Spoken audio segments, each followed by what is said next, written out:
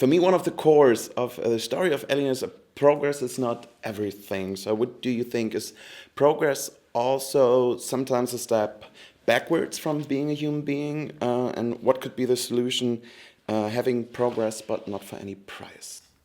I think it's weird, that's a big question, because the less we know, the more we know, it seems the more problems we discover. And we don't seem to be able to deal with them the way we should be able to deal with politics and the behavior with ourselves today. Have we learned anything over the thousands of years of religious wars? Absolutely not. We're as bad today as we were in the Crusades. So we don't actually learn. That's what's scary. But then if you flip back into a speech that David Michael Fassbender, where he's playing the flute, he's explaining music, he's explaining evolution. And he says that one evening, a Neanderthal had a reed and he blew through it and he had a bit of music and he entertained his family. So right there, he said, then in a heartbeat we have evolution. And that idea of a being to pick up and go, oh, click, is massive. It's bigger than any Apple or Google or whatever. So that's what we explore. That's what we think about. And the more we have, where we have Google and this and that and that and that and that, does a lot of great things, but it also creates a lot of problems. In 1979, it was a progress to have a female hero and such a kind of story. So thanks for that. But how do you see movie industry today? Did the business make more progress in that terms, or do you think there could be more? You mean female heroine? Yeah, it all boils down to you got to write a good script. There are a lot of bad scripts, a lot of bad scripts, and a lot of simplification and simplicity, which frankly is just dumb. And so I'm a terrible critic, and I can see a film in 4-5 minutes. I know whether I'm in bad hands. I'll give it another 15 minutes and I'll switch it off. It's all down to the written word. It's all down to that screenplay. If you get a great screenplay, the rest is comparatively straightforward. We're about to see your first Alien movie from 79 today and tomorrow with our audience in Hamburg and Cologne. So I'm very, very, very pleased to get the possibility to see it the first time on the big screen because I just know it from at home. Okay. So is there anything you want me to tell the audience about your first Alien movie? Yeah, I hope that what they've got, the print, the copy and the sound is up to speed. Is it in a big theatre? Yes. Good.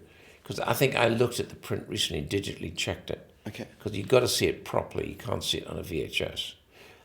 So it's got a big sound, great music. Jerry Goldsmith's probably, I would say, one of his best scores. Alongside Planet of the Apes, that's Jerry Goldsmith. No other than it's a very simple story about people all locked in the same container and they're all going to die. And how are you going to get out? It's that simple. To me, I've always thought it was a B movie. Actually, it's a B movie in an A+ way. We never had so many people who wanted to see with us a movie. So we are very, very pleased to see it today. You obviously have the right touch to bring us sci-fi movies or movies with a historical context. So what's for you fascinating in looking back or looking forward to tell a story which is important for the present? I do present. Of course you do. But I just like to evolve around. The big plan with me is that there is no plan. I have absolutely no plan. I think, I like that. Oh, I like that. I'm a bit like a child. And so I'll have several things evolving, and I will go with the one that is the evolution is fastest, is ready.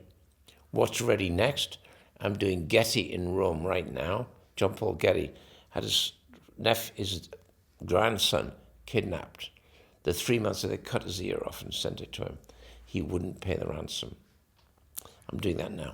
But then I may hit Covenant or Cartel at Christmas. I don't know. See how they evolve. Yeah. See how they come. It's all in the written word. That's total importance. Okay, and you mentioned in last time, today my topic is kind of progress. In which cases you are glad to have technical progress in making movies, and in which cases you would say even making a movie, people, let's do it the old school way. We don't need CGI everywhere. So is there anything where you say, okay, this is the good part, and this is where you say, this is Depending not on what your story is. In Getty, I won't have any digital work at all. great. Because it's 1972, so I don't need it. I mean, I've got to be careful about not seeing buildings and have the right cars and all that kind of thing. But it's horses for courses. If you're doing science fiction, you're going to need digital. It's way faster and way more efficient not to shoot on film, because on celluloid, on photochem, when I do a print, a global release today will be anything between 10 and 15,000 theaters, screens. Mm-hmm.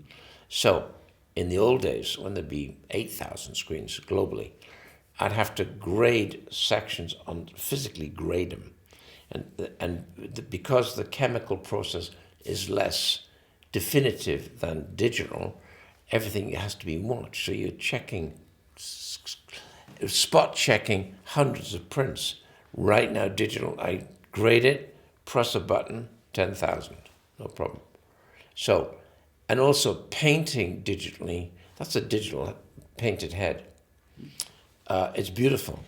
And I can approve the drawing, because I can draw myself. So frequently I'll draw my storyboard and then hand it to the digital artist who'll go, okay, and then he'll take it into where it's looking like a photograph, like we photographed it. Okay, perfect. So thanks a lot. Thanks for the movie, and thanks for the first alien. Thank you, man.